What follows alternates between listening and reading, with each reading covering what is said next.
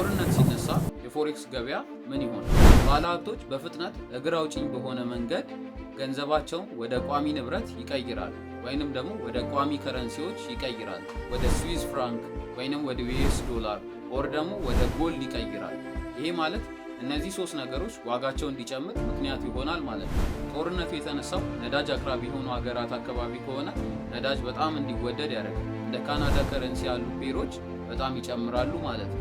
በተቃራኒው ደግሞ ነዳጅ ገዢ የሆኑ የአውሮፓ ሀገራት ዋጋቸው በጣም እየቀነሰ ይመጣል። ዋናው ነጥብ እዚህ ጋር ነው። ጦርነቱ ገበያውን በጣም ያወዥቀዋል።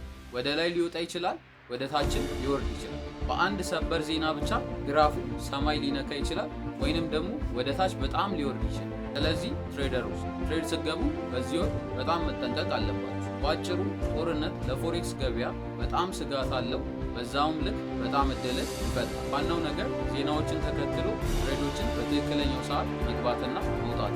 ስለ ፎሬክስ ትሬዲንግ ተጨማሪ ማወቅ ከፈለጋችሁ ይህንን ፔጅ ፎሎ ማድረግ እንዳትረሱ። በቀጣይ የትኛውን ፔር ልተንት ነው ኮመንት ላይ ጻፉልኝ። ለእናንተ መልካም ጊዜ ይሆንላችሁ።